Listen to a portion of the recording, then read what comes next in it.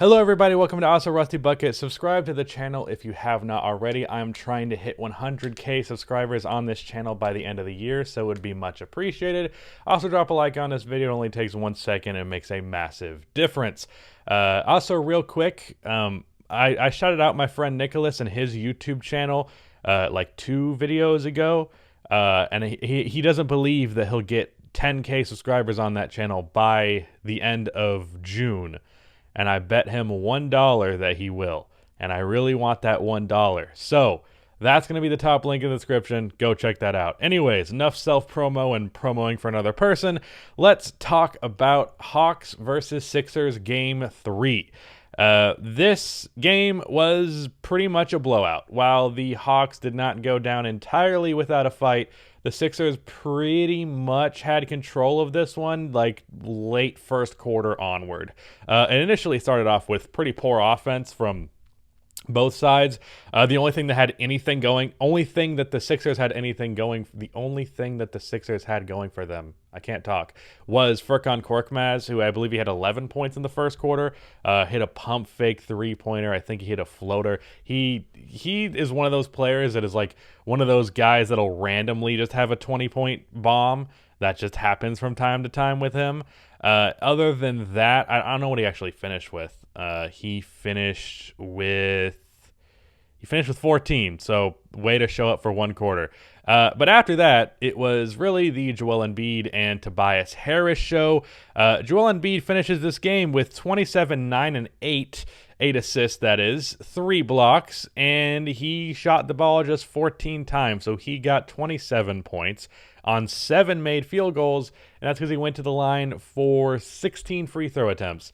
Joel Embiid is one of those players who is definitely very foul baity, but does not get the amount of shit for it that players of the likes of Trae Young or Luka or especially James Harden do, which is interesting because it's coming from a big man, which you'd think, if anything, you have less of an excuse to be foul baiting because you have the power to you can overpower nearly every player in the league and you're choosing to foul bait.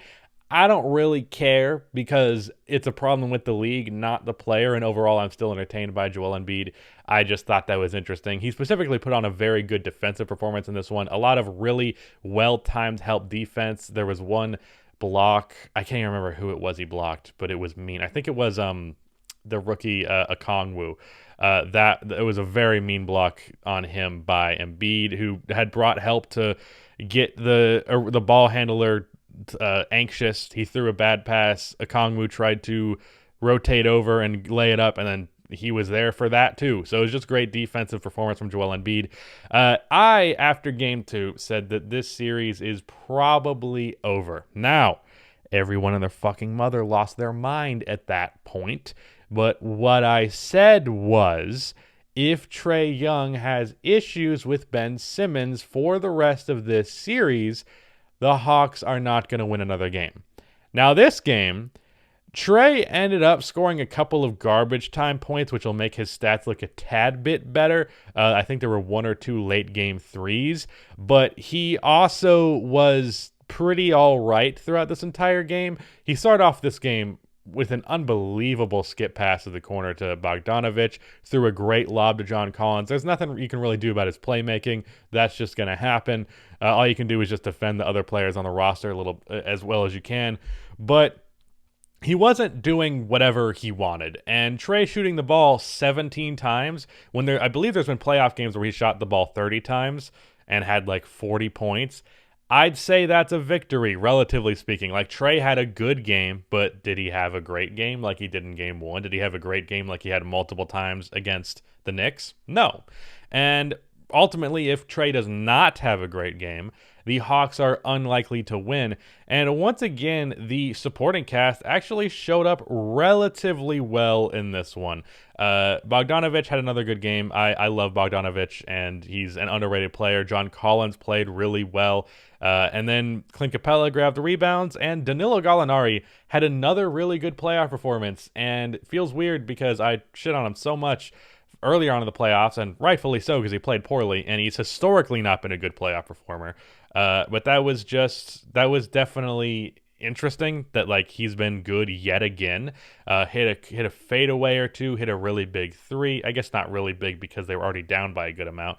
But overall, this was Joel Embiid was dominant in the paint. Furkan Korkmaz had that amazing first half or first quarter. And then really it was just a pretty good team effort throughout. And it got to a point where I knew this game was out of hand. It was almost like, was it Suns-Lakers game 3 or game 4? I can't remember which one it was, where LeBron did the post up on Jay Crowder and Andre Drummond did the little shimmy thing on the baseline.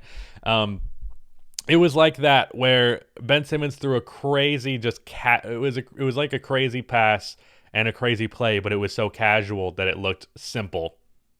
It was a lob to Joel Embiid, who got a screen that gave him a lane to the basket, which was by the way, beautifully drawn up play. But that happened, and then late in the shot clock, Dwight Howard took a three. And then after he missed it, because it was Dwight Howard taking a three, there was a long rebound to George Hill, who then proceeded to hit a three himself.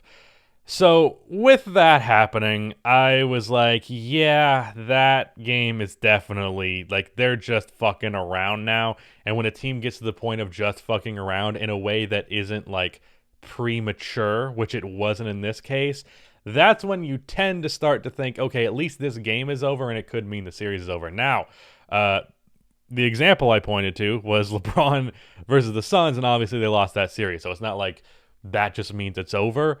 But I just from that game, that's the impression. From this game, that's the impression that I got. Ben Simmons had a pretty bog standard Ben Simmons game. Had a couple of drives that were really aggressive, and a couple of instances where he could have been aggressive and he wasn't. It's kind of just what you get with Ben Simmons at this point. There was one drive in particular where Gallo was backpedaling, or I guess not backpedaling. He had his back turned to the basket, running back on defense, and Ben just turned on the jets and charged toward the basket, and that was beautiful. I do have to mention as well, there was some questionable defense from the Hawks at times here. Clint Capella was fine. I imagine, I don't even know if he actually did, but I'm going to guess he had foul trouble. No? Now, he only had 3 fouls. I'm surprised by that. I would have guessed he'd had foul trouble, being that Embiid went to the line as much as he did. But Seth Curry open on 2 different threes that were, it was just bad rotations. Tobias Harris found himself with some switches on Trae Young, and it's like, you guys got to fight harder to prevent that from happening. I think Ben Simmons found himself on Trae Young once or twice. Just not great. There was also some not great effort plays. There was, I think it was at the end of the half, I think it might have been Korkmaz or somebody shot a 3 in the corner. It was off, and Dwight Howard got the easiest putback layup I've ever seen in my fucking life. So, not good. The effort at times was questionable. The defense made some poor rotations at times. And yeah, that shit happens, but when you add on to it that they're already with their backs against the wall, you would like the smaller things to be more reliable, and they were not in this game. Another thing that sucks about the series is that I thought Deandre Hunter could be a very impactful defender, and not just because he's the great matchup for Ben Simmons. Like, you can make the argument, like, regardless of who's defending Ben Simmons, as long as it's not like Trae Young, he's not going to shoot the ball 25 times a game and take advantage of you over and over again. So you kind of live with it if you have a not great matchup against him, and that's fair. But the thing is, Ben Simmons' matchup specifically can bring help defense off of him on the perimeter when he's just out there. Like, I'm not going to worry about Ben Simmons on the perimeter. And in a case like with Joel Embiid, when you're trying to bring help defense, Deandre Hunter has the physicality to really annoy and frustrate the likes of Joel Embiid. Very often in this series and in this game, the Hawks would bring double teams over to Joel Embiid, and he would either find the right pass, or the double would, like, the guy who was coming to double would uncommit to it and let Embiid go right back to the one-on-one. And if you had a more physical, more not scary, more threatening, I guess those are kind of the same things, but scary is a weird word to say, a more threatening defender that could maybe make Joel Embiid just think a little bit more about what he's doing, or overthink, that is, who's a more physical defender who can make a smarter reach, who can reach properly, rather than it being like Bogdanovich or Solomon Hill who's trying to do that. If DeAndre Hunter was doing that, I think that'd make a difference. Not a series altering difference, but a difference, and he's getting season-ending surgery, and that sucks because DeAndre Hunter was doing really well against the Knicks, especially guarding Julius Randle, and I think he has the potential to be one of the, at the very least, one of the best role players in the league, like a Robert Covington type, where he's a very good three-point shooter and a great team defender and a pretty damn good one-on-one defender, while also having a little bit of a creating ability, which Robert Covington obviously does not have.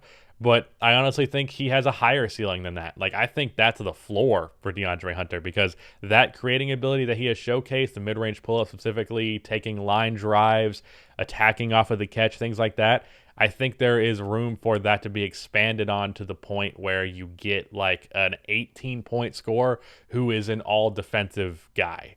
I don't know. I just went on a tangent about DeAndre Hunter's potential, but there you go. But overall, I don't know how many more post-game recaps I'm going to dedicate specifically to this series because I have a feeling, unless we get a great game in this series again, that it's probably just going to be 2 more Sixers wins. I hope it's not. And a lot of Hawks fans got mad at me for saying that. I'm rooting for the Hawks here. Like, the Sixers, I've never been a big Sixers fan. And a lot of Sixers fans accuse me of that, and you're right. I don't care for this team that much just because I don't like the Ben Simmons and Joel Embiid duo. I'd like to see both of them in different situations, separate from each other. But as much as I'm rooting for the Hawks here, I'm also a realist, and I see a much better basketball team that they are facing, and I see their star player with the likes of Ben Simmons on him, though he did get Ben off of him a little bit with some of the foul baiting stuff that he does, and that's really the key, I would think, is like maybe try and get him in foul trouble so you have a smaller defender on him. He had 5 fouls in this game. But overall, as long as Trae Young is not having a field day, you're probably not going to win. He had a field day versus the Knicks. He had a field day in Game 1. Game 2 did not have a field day. Game 3, while he played significantly better, he did he did definitely not have a field day either. I don't know why my brain was. I looked at this thing on the NBA app that said Game 3 and then series tied 1-1, and I was confused. I was like, wait, was that Game 2? No, it wasn't. So yeah, Game 1, this one in the A, as Trae Young and Hawks fans say, which is definitely very cool. So I understand why they say it. Yeah, they lose this game. Sixers win. Boom, done. That's a post-game recap.